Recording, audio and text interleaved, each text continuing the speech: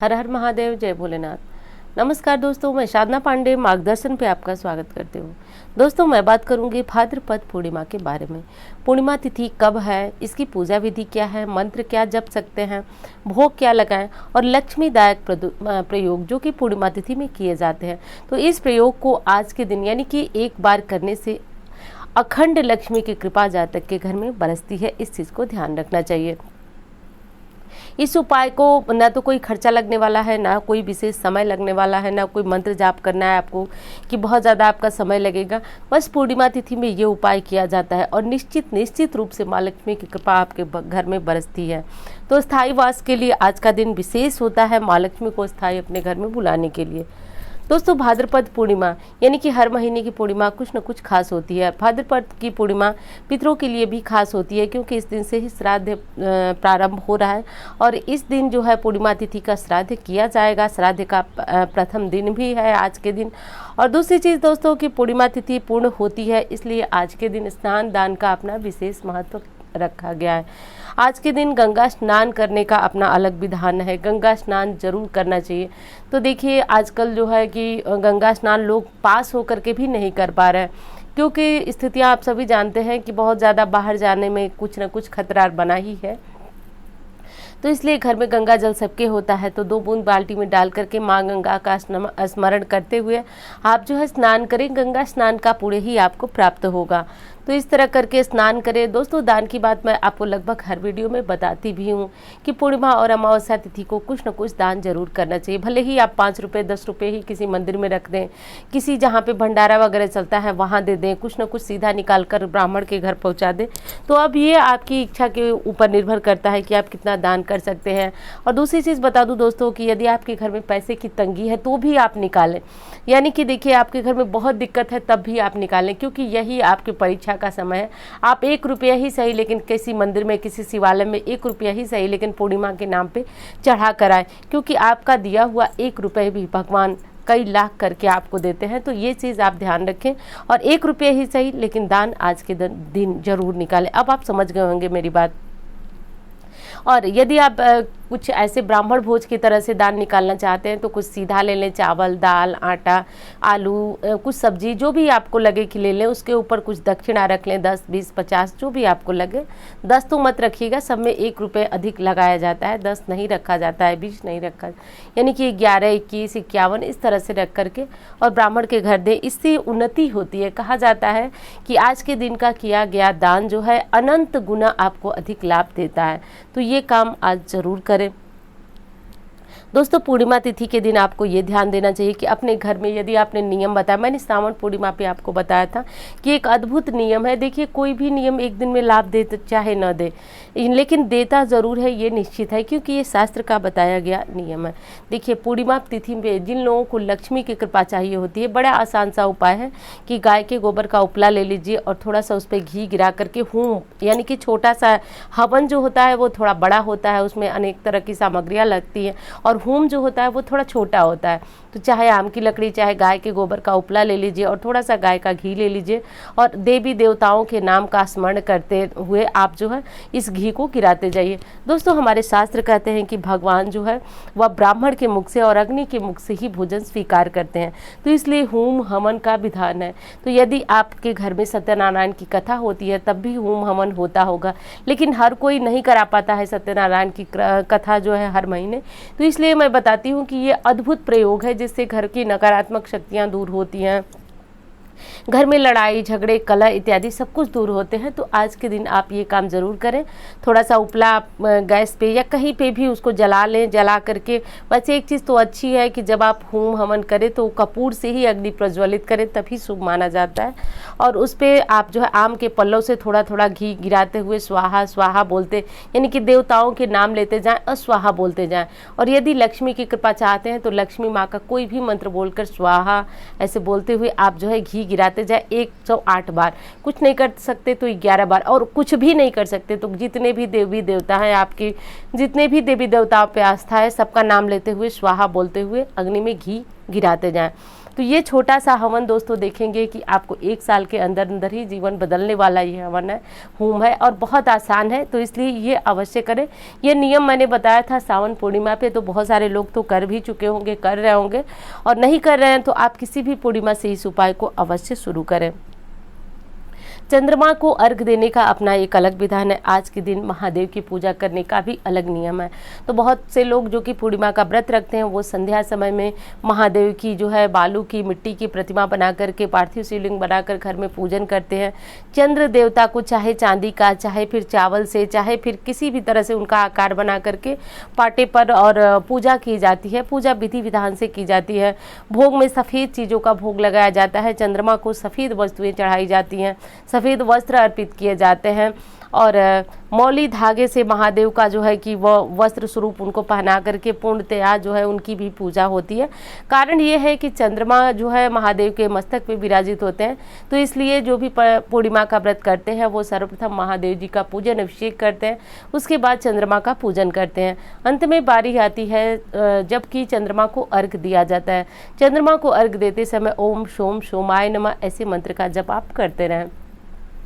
आज के दिन विष्णु सहस्त्र नाम पाठ करने का अपना अलग महत्व होता है, क्योंकि आप जानते हैं सत्यनारायण स्वामी की कथा यदि आप कराते हैं तो बहुत अच्छी बात है, लेकिन करा पाना थोड़ा सा सबके लिए दुर्लभ है। क्योंकि मैं जानती हूँ जिस तरह से कमेंट आते हैं, लोग बहुत ज़्यादा धन के लिए भी परेशान है, और ऐसे में जब आदमी धन के लिए परेशान होता है तो न तो उसकी पूजा पाठ में रुचि रह जाती है, नहीं वो कुछ कर पाता है। तो दोस्तों देखिए, एक चीज़ तो मैं और कहना चाहूँगी कि आप लोग या तो मेरे साथ जल्दी से जुड़े हैं और इन उपायों को शायद पूर्णतया कर नहीं पाए, लेकिन जैसे ही आप इन उपायों को शुरू करेंगे निश्चित रूप से इसका असर तो मिलता ही मिलता है। ऐसा नहीं है तो कम से कम आज से विष्णु सहस्त्र नाम का पाठ तो जरूर शुरू करना चाहिए आपको। होम जो बताया मैंने वो जरूर करना चाहिए। वो घर की शुद्धि के लिए होता है, घर से नकारात्मक ऊर्जा का नाश करने वाला होता है। घर में यदि किसी प्रकार का वास्तु दोष है तो वो भी समाप्त होता है। यदि घर में लड़ाई झगड़े कलह रहते हैं तो उसके लिए भी ये होम छोटा सा होम होता है, लेकिन आपके अनेक तरह की जो बाधाएं होती हैं वो काटने वाला होता है। तो देखिए, ये तो आपने व्रत रखा तो आप शाम को शिव जी की पूजा करेंगे, लेकिन जो लोग व्रत नहीं रखते हैं उन्हें करना क्या चाहिए? उन्हें ये करना चाहिए कि आप जो है महादेव की पूजा मंदिर जाकर करें। घर में यदि आपने महादेव जी का कोई शिवलिंग रखा है तो उस पर पूजा आराधना अभिषेक करें। कहा जाता है कि आज के दिन कच्चे दूध से महादेव का अभिषेक करने से मन मस्तिष्क शांत होता है। यदि किसी बहुत बड़े उलझन में है तो उलझन से मुक्ति मिलती है। यानी कि सीधे शब्दों में कहें तो यदि आपके मन से कोई जुड़ी हुई चीज़ है, और देखिए कहा जाता है मन के हारे हार है, मन के जीते जीत। यदि मन में कोई तकलीफ है तो पूरा दिन हमारा मन नहीं लगता, पूरा जीवन समझिए चौपट हो जाता है। तो मन में किसी भी तरह की तकलीफ आपको खाए जा रही है तो आज के दिन गाय के दूध से महादेव का अभिषेक करें, विधि विधान से उनका पूजन करें, अक्षत जरूर चढ़ाएं। यदि लक्ष्मी चाहते हैं तो जनेऊ इत्यादि अर्पित करें। महादेव की पूजा आराधना करने से पूर्णिमा के दिन बहुत सारे लाभ की प्राप्ति होती है। तो ये सारी विधि विधान जो है आपको जरूर करना चाहिए। अब बारी आती है कि पूर्णिमा किस दिन मनाई जाएगी। तो दोस्तों भाद्रपद यानी श्राद्ध मास की श्राद्ध पूर्णिमा भाद्रपद पूर्णिमा जो है 20 सितंबर को मनाई जाएगी। पूर्णिमा तिथि प्रारंभ हो रही है सुबह 5:28 से और समाप्ति हो रही है 21 तारीख को सुबह 5:24 पर। तो जैसा कि आप जानते हैं कि आज के दिन यानी कि 20 तारीख को आपको रात्रि को चंद्र दर्शन कर पूजा करने का अवसर भी प्राप्त होगा, और सूर्योदय व्यापिनी पूर्णिमा तिथि है। तो इसलिए 20 तारीख को पूर्णिमा का व्रत रखना, पूर्णिमा तिथि के जो भी उपाय करना वो उत्तम माना जाएगा। अब बारी आती है लक्ष्मी कृपा के लिए क्या करें। दोस्तों अब इस उपाय के बारे में मैं क्या कहूँ, मैंने एक बार ये उपाय आपको बताया था, आप लोगों ने किया, और दूसरे तीसरे दिन से आपके प्रश्न कमेंट आने लगे कि दीदी हमको तो अभी से लाभ होना प्रारंभ हो। और मुझे पूरा विश्वास है कि जिन लोगों ने एक बार इस उपाय को किया होगा वो करते भी होंगे। तो आप बताइएगा कमेंट में कि किन लोगों ने इस उपाय को किया। अब चलिए इसी उपाय को मैं बताती हूँ, क्योंकि मैं कोई अलग नहीं बताना चाहती हूँ, क्योंकि इन दिनों 8 से 10 दिन के बीच में मेरे पास जो भी कमेंट आए शायद वो लोग मेरे साथ नए जुड़े हैं, कुछ लोगों तो मैं पहचानती भी हूँ कमेंट से। तो ये उपाय आप जरूर कीजिएगा। करना ये है कि देखिए कल आपको, यानी कि कल का मतलब कि पूर्णिमा तिथि को 20 तारीख को आपको करना ये है कि आपको 1 लोटा जल ले जाना है। जल में कुछ भी मीठा आप डाल लीजिए, गुड़ शहद कुछ भी जो भी समझ में आए आप डाल लें, गुड़ चीनी जो भी हो। और यदि गाय का कच्चा दूध मिलता है तो वो भी डाल लें, और नहीं मिल सकता तो कोई बात नहीं, आप लोटे में सिर्फ जल ले लें और कुछ मीठा ले लें। और जाना कब है ध्यान रखिएगा, समय का बहुत ज़्यादा ध्यान रखना है इस समय। आपको जाना है पीपल वृक्ष के पास जो है 9:30 से और लगभग 10:30 के बीच जाना है। अधिकतम आपको लेट हो गया तो 11, इससे लेट आप मत जाइएगा, मत कीजिएगा उपाय यदि लेट हो जाए तो। लेकिन करना है तो सब सिर्फ और सिर्फ इसी समय के अंदर, यानी कि 9:30 से 10:30 के बीच कर ले। यदि किसी तरह से लेट हो गया आपको तो 11, उससे लेट मत जाइए पीपल वृक्ष के पास। अब आपको 1 लोटा जो जल मैंने बताया वो ले लें, यदि फूल मिले तो ले लें, कुछ भोग लगाने के लिए घर में गुड़ चीनी जो भी आपको मिले वो ले लें। और आपको जाना है पीपल वृक्ष के पास। ध्यान रखिए कि यदि पति पत्नी दोनों बेरोजगार हैं या किसी तरह की समस्या से जूझ रहे हैं तो दोनों लोगों को इसी बीच जो समय मैंने बताया उसी बीच जाना है। पीपल जो हो थोड़ा पुराना हो, मैं ये बताती हूँ कि ये उपाय करने के लिए थोड़ा पुराना पीपल चाहिए। जब आप मंदिर जाएं तो एक चीज़ का ध्यान रखें कि यदि आप पैदल जा रहे हैं, गाड़ी से जा रहे हैं तो बात ही अलग है। पैदल जा रहे हैं तो आप भी चप्पल उतार करके ही जाएंगे। दूसरी चीज़ कि घर में पूजा पाठ करके पूरी तरह से जाइएगा। अपने घर के मंदिर में एक दीपक जला दीजिएगा, पूजा पाठ करके ही जाइए। ये नहीं कि आप घर में पूजन नहीं किए और आप सीधे निकल गए मंदिर के लिए, ऐसा बिल्कुल ना करें।